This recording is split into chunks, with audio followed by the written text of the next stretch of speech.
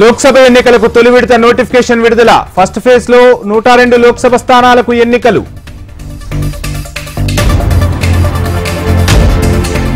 పార్టీల ఉచిత హామీలపై ప్రజా ప్రయోజన వ్యాజ్యం. త్వరలోనే దీన్ని లిస్టు చేస్తామని పేర్కొన్న సుప్రీంకోర్టు. ఆంధ్రప్రదేశ్లో ఎన్నికలకు అన్ని ఏర్పాట్లు పూర్తి చేశామన్న ముఖేష్ కుమార్ మీనా. నిబంధనలు ఉల్లంఘిస్తే కఠిన చర్యలు తీసుకుంటామన్న సీఈఓ.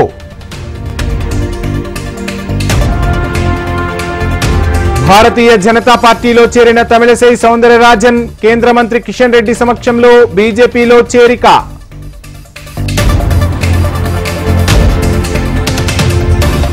ఢిల్లీ సీఎం అరవింద్ కేజ్రీవాల్ పిటిషన్పై హైకోర్టులో విచారణ. కేసు తదుపరి విచారణ ఏప్రిల్ 22కు వాయిదా వేసిన హైకోర్టు.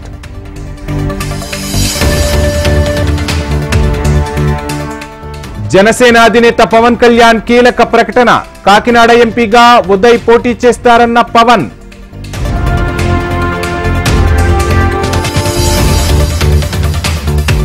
తెలంగాణకు మరోసారి ఎన్డీఎస్ఏ బృందం. జలసౌదాలో చంద్రశేఖర్ అయ్యర్ నేతృత్వంలో నిపుణులతో భేటీ.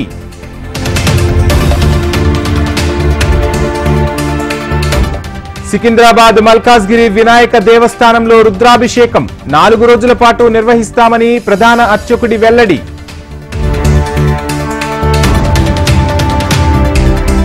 సత్యసాయి జిల్లా హిందూపురం వైసీపీ కార్యకర్తల సమావేశం. గ్రూపులను పక్కన పెట్టి పార్టీని గెలిపించాలని జిల్లా అధ్యక్షుడి పిలుపు.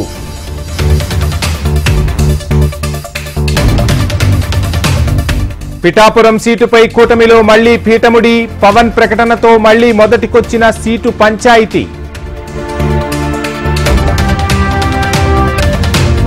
రేపు కడప జిల్లా సీనియర్లు ముఖ్య నేతలతో షర్మిల భేటీ. కడప లోక్సభ స్థానం నుంచి పోటీ చేసే అంశంపై క్లారిటీ ఇచ్చే ఛాన్స్.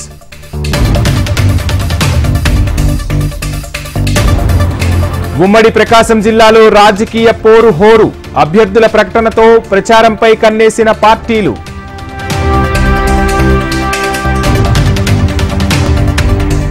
అనంతపురం జిల్లా తాడిపత్రిలో నగదు సీజ్. 12,77,000 స్వాధీనం చేసుకున్న పోలీసులు.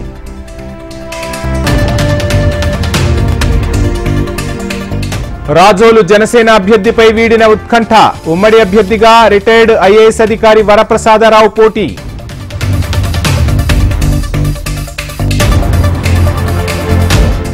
వైసీపీలో చేరిన వంగవీటి నరేంద్ర. పార్టీ కండువా కప్పి ఆహ్వానించిన ఆంధ్రప్రదేశ్ సీఎం జగన్.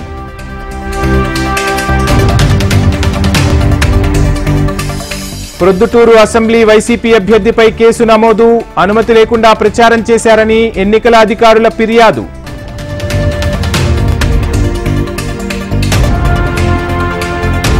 తెలంగాణ వ్యాప్తంగా డ్రగ్ కంట్రోల్ అధికారుల ముమ్మర దాడులు. పెద్ద మొత్తంలో ఇన్సులిన్ ఇంజెక్షన్, పెన్నులు స్వాధీనం.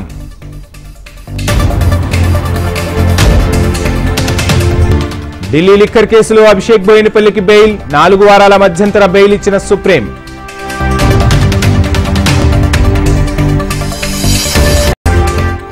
భారత్ యుఎస్ దేశాల మధ్య మరింత బలపడనున్న రక్షణ బంధం. ఈ నెల 31 వరకు విశాఖ టైగర్ ట్రయంప్ యుద్ధ విన్యాసాలు.